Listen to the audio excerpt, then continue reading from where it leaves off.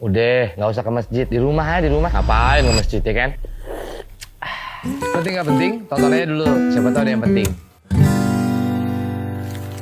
Ini mah, mohon maaf sebelumnya, cuman pengen ngingetin, takutnya ada yang nggak tahu atau lupa kalau yang namanya masjid itu rumah Allah, bukan rumah antum. Tapi kok beres Isya dikunci? Kok nggak boleh banget kayaknya ada orang lewat Isya pengen tahajud di masjid tuh kayaknya nggak boleh banget sampai dikunciin. Kok ada yang datang ke masjid numpang istirahat diusir? Mencirikan masjid banget tuh kayaknya tuh sikap-sikap kayak begitu tuh ya. Sadar tidak sadar, kalau sikap semua pengurus masjid kayak begini, ngelarang orang singgah, ngelarang orang datang di jam-jam yang sudah ditentukan itu bukan jam sholat, kayak sama aja ngelarang orang untuk lebih dekat sama Allah. Kalaupun dia pengen numpang istirahat, dia istirahat di rumah Allah. Gak nutup kemungkinan Allah mendatangkan malaikat untuk menyentuh hatinya supaya beriman dan bertakwa lebih dalam lagi. Ini malah ente halangin. Anak ke disko gak dilarang, numpang istirahat di masjid diusir. Timbang takut keropak diambil doang. Itu mah bukan ngusir orangnya, keropaknya yang diamanin. Setahu gua, masjid itu kan selalu ada ruangan-ruangan ya. Kalau udah gak ada yang jaga masjidnya, bukan dikunci masjidnya, keropaknya ente taruh di dalam ruangan. Ruangannya ente kunci. Bukan semasjid-masjidnya dikunci. Gimana sih ya? Masih kayak gitu aja harus dikasih tahu? Atau karena masjidnya dibangun di atas tanah hibah lo? Atau karena lo yang punya dana untuk pembangunan si masjid ini? Sehingga lo bikin aturan orang nggak boleh masuk sembarangan ke masjid? Kalau emang karena itu, terus nilai ibadahnya di mana? Lagian ente lupa, tanah yang ente hibahin, duit yang ente kasih buat ngebangun masjid, itu juga datangnya dari Allah. Kalau udah dikembaliin ke Allah, buat dibikin jadi rumah Allah,